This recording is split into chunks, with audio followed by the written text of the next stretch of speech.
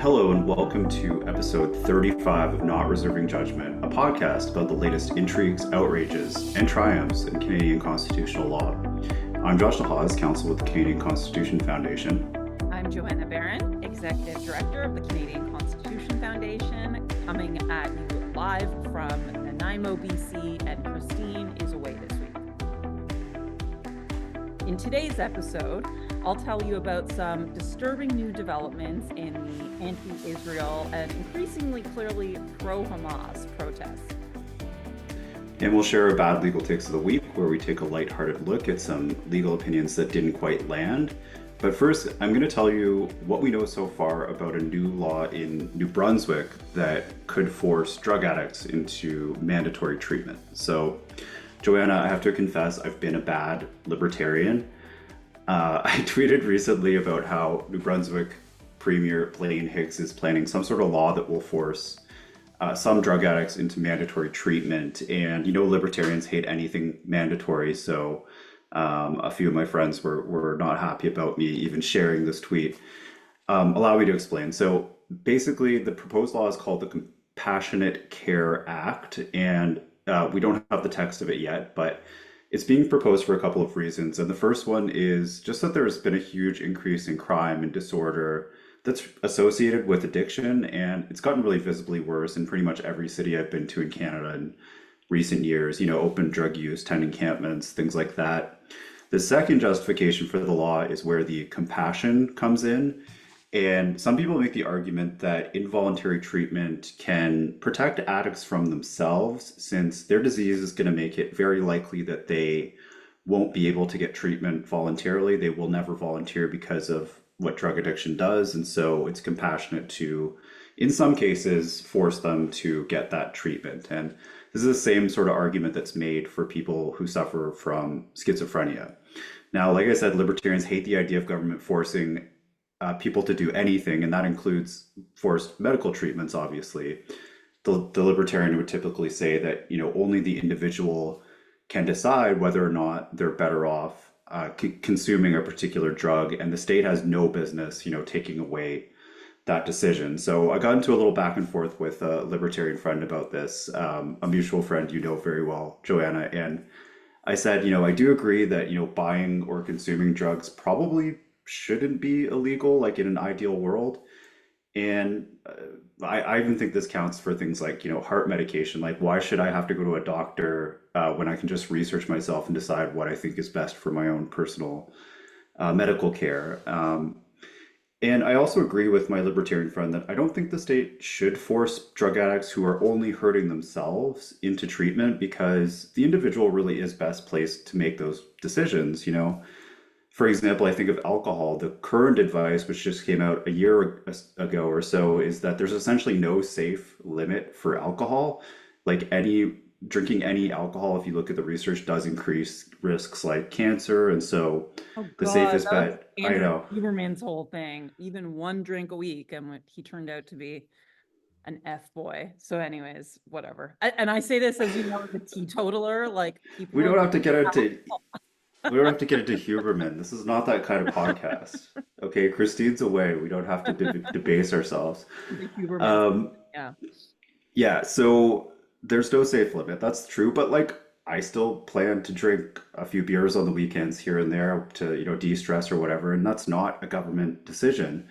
But as soon as addiction starts causing serious harm to others, you know, for example, if a drug addict's repeatedly shoplifting to fund their addiction, or they're building dangerous encampments that really do pose, you know, fire risks and all kinds of other risks, then we need to do something about it to restore law and order. And the answer might be to recriminalize those things like shoplifting, which are essentially decriminalized at this point in our society, and, you know, deal with the encampments themselves rather than forcing medical treatment. So I'm not really sure where I stand, but I'll tell you a bit about the law, because it really does raise a lot of constitutional issues that we need to think about. So the main thing we know about the law, just from like media reports, is that it would allow police to identify severe drug addicts, and then there would be like a medical process where I guess doctors or medical professionals would decide whether these people need to be forced into detox or residential treatment. And it sounds a little bit like a drug court. And I think drug courts are, a really good idea where people who would otherwise go to jail because they have committed crimes get the option of going to treatment instead. And, I know one person personally for whom this actually worked. And so I'm a big supporter of drug courts, which they don't have in New Brunswick. But this would be for people apparently that haven't committed specific crimes by the sounds of it. And so there are some obvious constitutional issues. And a UNB law professor, Keri Froc, she wrote a paper about this, and it's quite good. And she identifies some of those issues. So we'll link to that paper. But one obvious one is that it implicates the right to liberty. So liberty includes both physical liberty, which is, the idea that you can't be jailed or prevented from moving about in public spaces except in accordance with the principles of fundamental justice. So the rule against arbitrariness, gross disproportionality, full answer in defense, those types of requirements. And obviously that's implicated here. Liberty also includes fundamental medical choices, fundamental life choices, although we saw in COVID that courts are not that into this particular aspect of liberty anymore, so who knows? Not a medical treatment, it's a public health intervention, Josh. COVID. Oh, sorry. Yeah, that's right. Well, it does get into this idea of are you harming others? Because if the vaccine is just for your own protection, then I can't see how the courts could uphold that. But anyway, COVID. So glad it's over for now.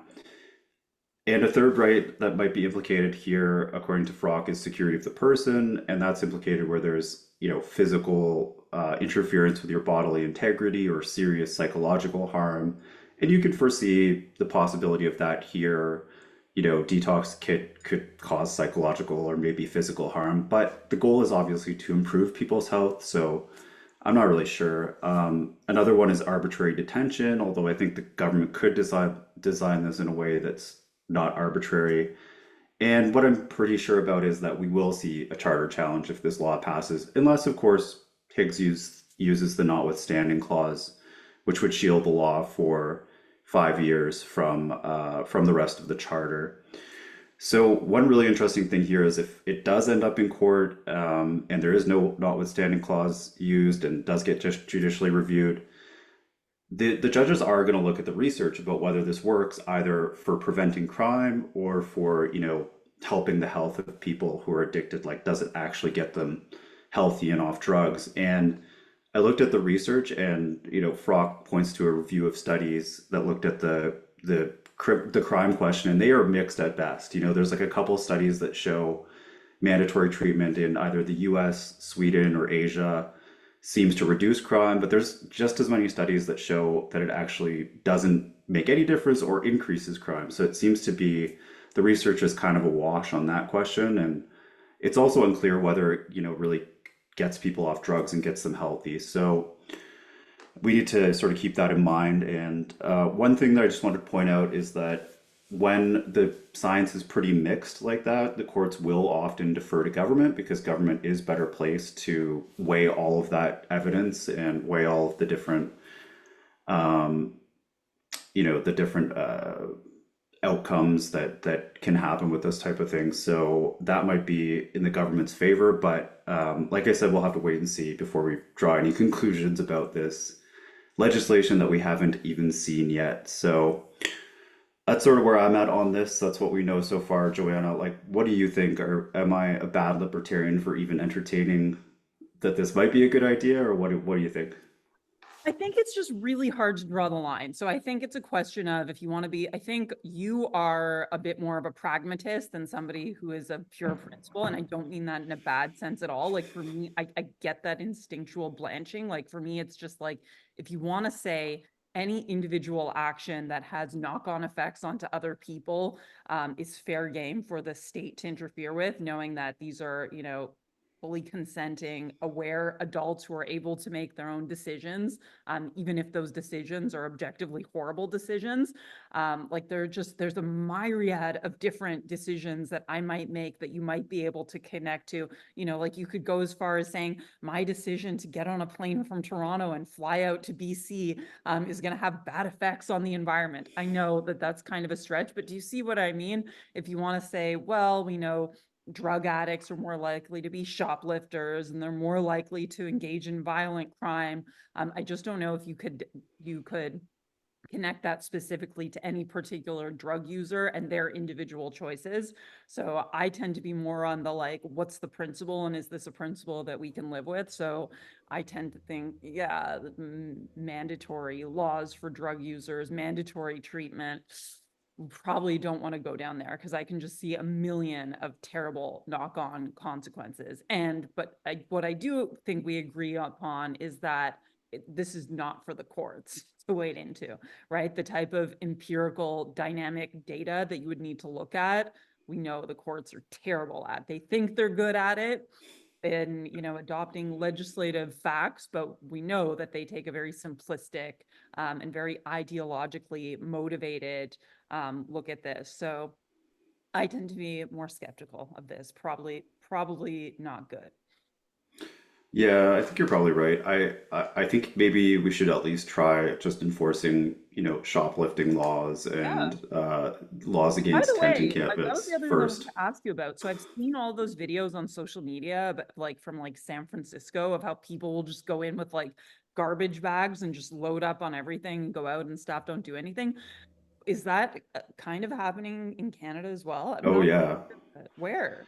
Well, I don't know if you saw there was a video this week from the LCBO, and anyone who works at the LCBO will tell you. I had a friend, relative actually, that worked at the LCBO, and it's pretty common for people to just go in and load up. But the thing is, like several years ago, people used to seem to have shame about doing it, and for some reason, it just seems, I don't know if it's social media or whatever, but people just seem to have no shame. I just the other day I was in Dollarama and I saw a man with his child, and he was putting stuff in his child's bag.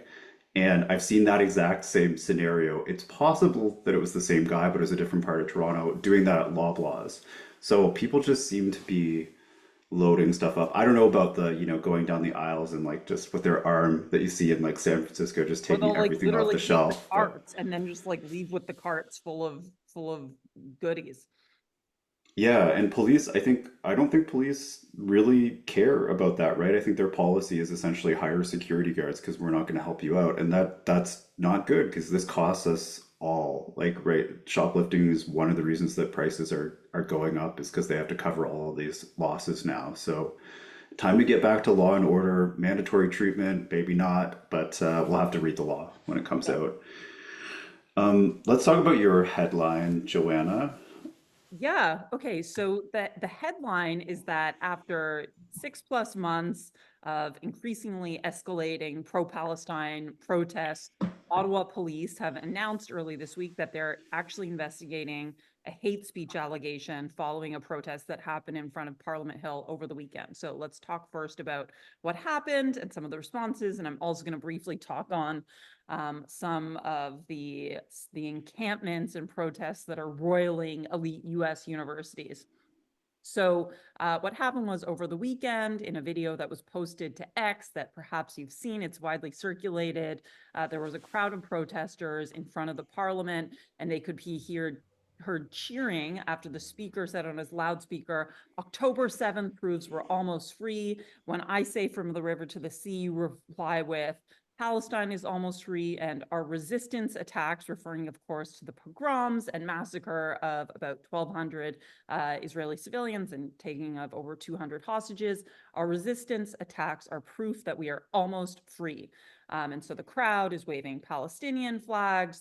You can see some revolutionary communist flags with the Marxist hammer and sickle, and they're shouting, long live every form of resistance. And I watched this video a few times, and you don't see any people in the crowd that kind of look horrified by this. They all seem to be cheering, which I found extremely shocking. The Prime Minister condemned these statements. He said there's a difference between peaceful protests and hateful intimidation.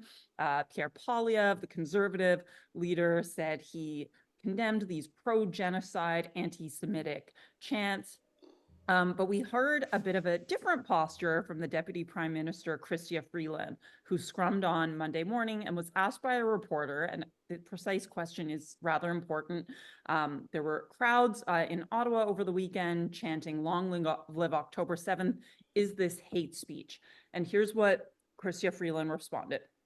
"I wasn't in Ottawa over the weekend, and I'm not aware of these specific reports, and so it would just be wrong of me to comment on something that I'm not specifically aware of. What I will say is today is a time in Canada when anti-Semitism and Islamophobia," okay, interesting to talk about that in response to chant "Long live October 7th," but we'll get to that. "Anti-Semitism and Islamophobia are on the rise. There are a lot of Canadians that are not feeling safe." And she goes on, and I just saw right before we hopped on this, Matt Gurney had a column about this where he pointed out, if Chrystia Freeland was being put forward to scrum on a Monday morning, which, by the way, was the eve of Passover, the Jewish holiday celebrating the exodus from slavery, where there had been this very well-reported viral clip of these supporters, it's kind of difficult to believe that she wouldn't have been briefed that this happened. So I don't personally really believe it, but if you look at her response, it's the textbook algorithmically driven weasel government dodge that we've seen since October 7th. Mention Islamophobia instinctually. I think at this point, this is just like a reflex of hers. Mention Islamophobia anytime you mention anti-Semitism. Cover your butt. Say, well, I wasn't in Ottawa. I don't know about this. And then the fact that in a moment like this, where you have people taking to the streets to celebrate the Islamic Republic of Iran sending missiles to Israel, which we mentioned we saw a few weeks ago, cheering on the genocide of Jews. Like, this is a moment that requires some degree of moral courage. And I really think Chrystia Freeland should be better than this. And so, yes, I should say later that day, she put out a tweet saying these statements are disgusting and they are hate speech. And we're going to talk about that in a minute, whether they were hate speech. But really too little too late. Like, you showed your face. So briefly, at the same time, as has been all over the media, elite colleges in the US are being embroiled in encampments, so sort of occupations, which are, by the way, not covered by the First Amendment. You have a right to protest, but you do not have a right to set up a permanent encampment in a college quad, just to be clear. And that is most prominently happening at Columbia University, although I think there's been a few others, and I think there's been one that was started up at U of A, University of Alberta. It's probably pretty cold there still, so I don't know how that's going. But there are, these things are a mixed bag. I've seen some videos of students doing beautiful dances, and there was a makeshift Passover Seder dinner. But that's all kind of a distraction from the bigger occurrence, which is there's been human change formed around Jewish students. There was 2 Jewish students, one of whom was wearing a Star of David, that entered the encampment at Columbia, and immediately the group leader said, "There's a Zionist in our midst, and we will form a human chain to prevent these students from, I think, going to their dorm." There was notoriously a student who had her face covered in a mask and wrapped in a kufiya, who had a sign pointing to Jewish students as Al-Qasem's next targets, of course, referring to the armed wing of Hamas that led the October 7th attacks. There was a Jewish woman at Yale who was poked in the eye with a Palestinian flag and had to go to hospital.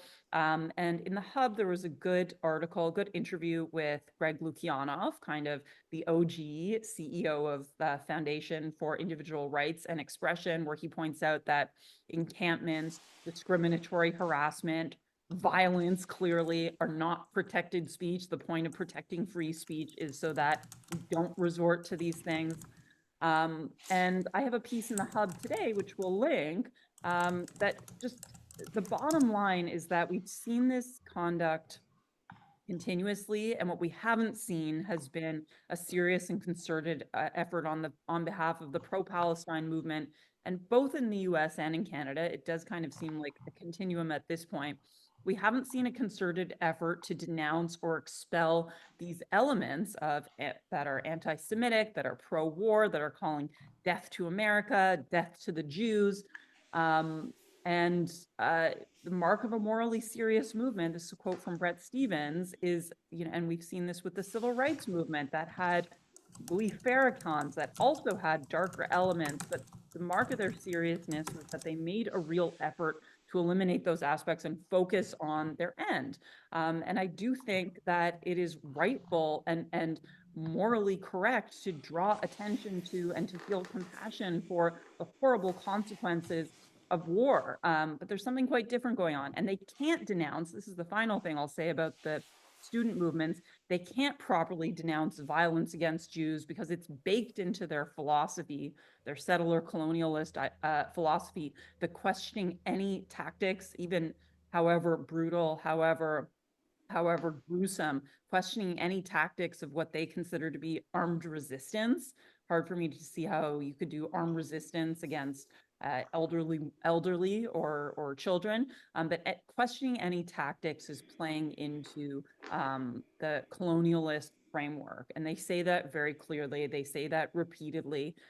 Students for Justice in Palestine, which is the sort of umbrella organization organizing the campus protests, said that the day after October 7th, that our freedom is near. Glory to the martyrs, glory to the resistance. So it is baked into their ideology. So that's why we don't see them denouncing it. It's not an accident, actually. So finally, I'll just turn to this, and maybe Josh, you can let me know what you think. So the Ottawa police have said that they are investigating, presumably, the leader or the gentleman who was speaking over a loudspeaker on Parliament Hill, who yelled out glory to October 7th, or sorry, long live October 7th. And that is being investigated for hate speech. And so do we think this is hate speech? So if we look at the criminal code provision of hate speech in at least section 319, everyone who incites hatred against any identifiable group where such incitement is likely to lead to a breach of the peace is guilty of an indictable offense. So I think probably yelling out long live October 7th is certainly inciting hatred and cheering in approval of violent conduct. Is it likely to lead to a breach of the peace? Maybe a little more difficult. Then, of course, there's the second question, which is, even if it could be considered hate speech, do we want to criminalize this speech? Or is it better that we just know that this is out there, that we can look at the conduct and the words and act accordingly? What do you think, Josh? I know you've written and thought a lot about this issue. Yeah, I mean the hate speech question, I tend to think that it doesn't quite get to the line of, inciting hatred that's required. But yeah, and I don't tend to think that hate speech is something that should be criminalized. I think that people should counter it with their own speech, and that it's useful to let people say things even if they're abhorrent. I want to talk about Krista Freeland though, because I'm just amazed that she, as a former journalist and a person with so much experience talking to the media, could not denounce that. It really does make you wonder if her answer of I don't know what's going on here was just an attempt to keep a certain group of people on side with her politically, because that journalist asked a really good question. I don't know who it was, but they put the exact words to her, and she knows what those exact words mean, and her response was, I can't comment because I have no idea what's going on. Come on. And it makes me feel sick, honestly. I was thinking about when she said that, about how in Ontario there's a by-election provincially, and it's in a place called Milton, which is a very fast-growing suburb of Toronto, and it's Lisa Rate's old riding. And one of the reasons that she has publicly said she lost that in the federal election was because some of Stephen Harper's policies were considered Islamophobic, because it is a very fast-growing Muslim population. And in this particular election, you have like the liberal candidate going around saying, I'm going to like wearing a keffiyeh and saying, I'm going to be an advocate for Gaza at Queen's Park. And the progressive conservative candidate, who is a former liberal, is also, or he is a Muslim. And it just seems like the whole election has become about Islam and Gaza. And it's like, how is our Canadian politics just captured by this one conflict overseas when there's so many other issues? And it really does show that the politicians, whether we're talking about, conservatives in Ontario or liberals at the federal level, just seem afraid to speak out against extreme hatred in our streets, where you don't have a few bad apples, as the federal anti-Islamophobia taxpayer-funded Amira Al-Gawabi said on Twitter. It's not a few bad apples. It's when people say genocidal chants or celebrate October 7th or say clearly anti-Semitic things, most of the crowd cheers. Most of the crowd repeats it. It's not a few people, in the crowd. It's the crowd. So this is really scary, and our politicians seem more concerned about getting reelected by what it's anyway. It's just it's really bad, and I'm glad you wrote your hub piece. I hope that it opens people's eyes to the fact that we need to do something more to like educate people and make them understand what really is going on, because it's really, really bad. Yeah. So I don't know. Do we have more to say on that, Joanna? I don't Or think you should write about the Milton thing though, because we were talking about it yesterday and I couldn't fit that into my column, but I think there's something really important there to talk about, like what happens when local politics are captured by diaspora politics, and you have the combination of just like this apparently Canadian moral cowardice. yeah, it's definitely something we should talk more about. So instead of our normal break, where we go and tell you to sign up for the Freedom Update, which you should definitely still do if you haven't, you wanted to give us an update, Joanna, on the Emergencies Act appeal, because we got some interesting news this week that our listeners might not know about yet. Yeah, well, I can be pretty brief. So the Globe and Mail reported this week that, and this was based on a disclosure request from an MP, we got the news that Ottawa, the federal government, has spent over $2.2 million so far, and this proceeding is not done, fighting our court challenge brought by the CCF as well as the CCLA, another civil liberties group, challenging the invocation of the Emergencies Act in response to the Freedom Convoy in 2022. So this cost was disclosed recently by the Department of Justice in a reply to a question from Marilyn Gladu, a Conservative MP. And this is a pretty hefty bill. Josh, you worked for the Ministry of the Attorney General, and you had a useful sort of comparison to put this in context. Yeah, yeah. So the Doug Ford mandate letters case, which I worked on, it started at this was the case about whether Doug Ford was required by the Freedom of Information and Privacy Protection Act to disclose his mandate letters to CBC. And the Information and Privacy Commissioner looked at that and said yes. And then the Ford government appealed that to the divisional court, and they said yes. And then they appealed it to the Court of Appeal, and they said yes. And then they went to the Supreme Court, which said no, cabinet confidentiality matters, and they would never have intended to, give up this privilege. So Doug Ford ended up winning. But the first few stages of that combined, what cost the government in the range of a couple $100,000. So CBC, got the numbers, and it was a little over 10 months work for those first few stages of lawyers working on it. And I worked on this, so I know the lawyers very well. And you can look up their salaries on the Sunshine List, and basically, they're making $150,000, $200,000 a year, and they worked on this for less than a year. So the Ford government spent in the range of a few $100,000. The federal government on this Emergencies Act case, judicial review, which is just one level of court, spent more than 2.2 million. So that's in the range of, several, if not 10 times as much as what Ontario spent on a marquee case using internal government lawyers. So, and I don't even know like how that compares to our own litigation budget, but we are like just Yeah, we tiny in spent comparison, a right? fraction of that.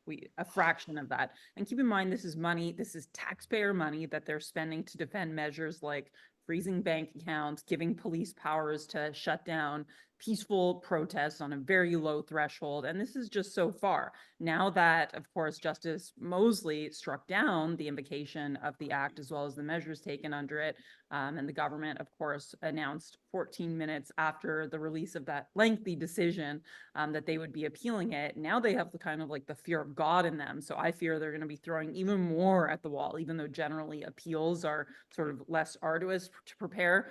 I wouldn't be surprised if they spent another 2 million. I Yeah. wouldn't put it past this government.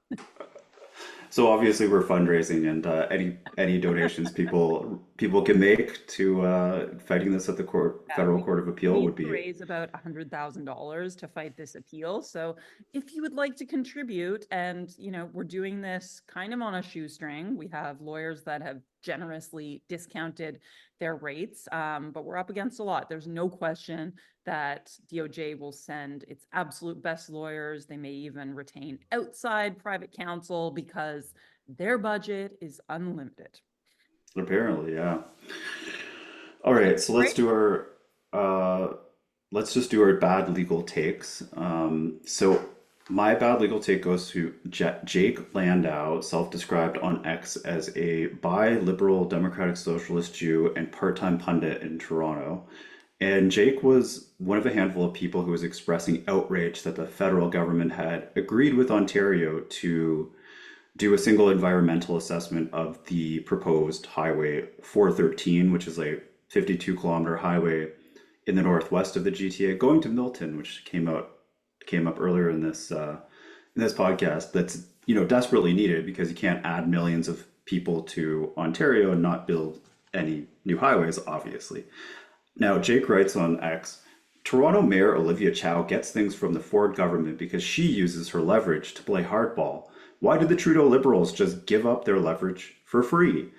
Jake, let me explain. So the Liberals no longer had any leverage here because the Supreme Court ruled last fall that the disastrous Impact Assessment Act, which the federal government has been using to, block provincial projects that it didn't like for the past several years on the basis of, climate change or gender impacts or failing to account for indigenous ways of knowing, etc., was unconstitutional on division of powers grounds. And that means they had no choice but to back off from holding this project up because the project is clearly in federal jurisdiction. And if they hadn't, it would have meant yet another lawsuit that the CCF would have been forced to likely get involved with. And in this case, what happened is former Greenpeace activist turned hapless Minister of Environment, Stephen Guilbeault, had threatened to stop this highway based on things like, there being a species called the Western chorus frog that would be impacted by this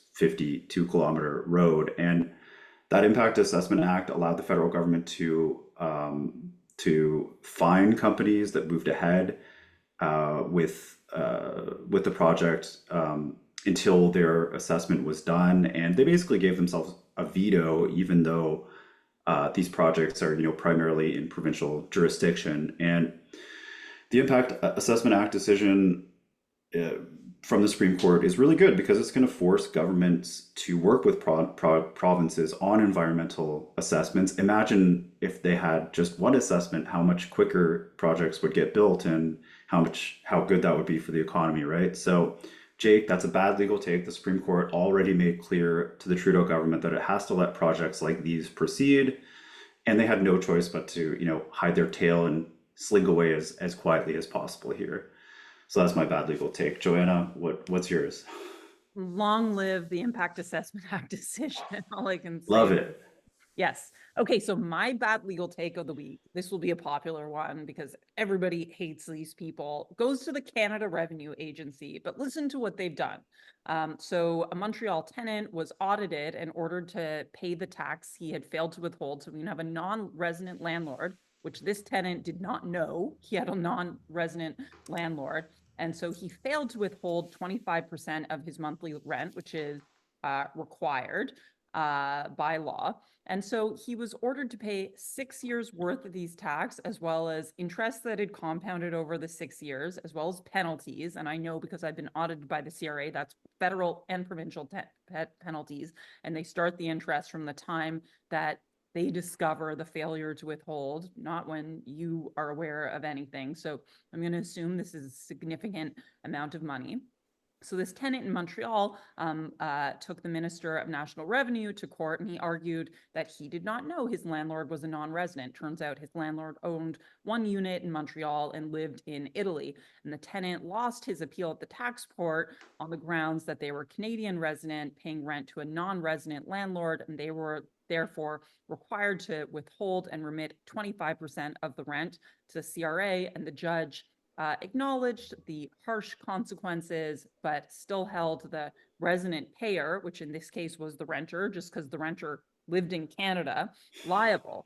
And so because CRA could not meaningfully collect against the non-resident landlord, they went after the tenant because it's just difficult to go after the non-resident. So they put the burden on the tenant. But as this tenant's lawyer pointed out, if you take a step back, set aside the way the Income Tax Act is drafted and just look at the policy, you have to ask yourself, who has the leverage? Obviously, the tenant does not have the leverage. And so there's some suggestion, this was reported on the Globe and Mail, and pretty much everyone they interviewed with was like, this is just clearly unfair. First of all, because we know tenants generally tend to be, they have very much fewer rights, much fewer, not necessarily rights, but less leverage. And so one suggestion is that tenants could ask for statutory declarations from their landlords that they were resident, even though, again, this is a pretty arcane rule that many people, even people in the real estate business, hadn't been aware of. So you could ask for a statutory declaration, but your landlord could then move out of the country and change their status, and the tenant wouldn't know.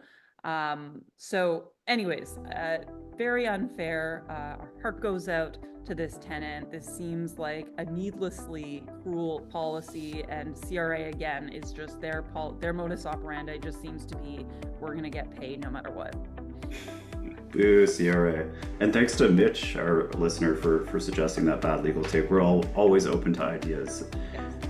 So, as usual, we hope you'll rate us, review us, and subscribe. And I really do mean go rate us and review us now, because it helps other people find the show. And just a reminder that you can support our work by subscribing to the CCF's YouTube channel, by subscribing to the Not Reserving Judgment YouTube channel. If you're watching, subscribe now. The CCF, like and subscribe button. Yeah, mash that button. Yeah, we're not YouTube people, you can tell. The CCF is a nonpartisan legal charity funded by donations, so please do consider donating on our website if you can, and thank you for listening.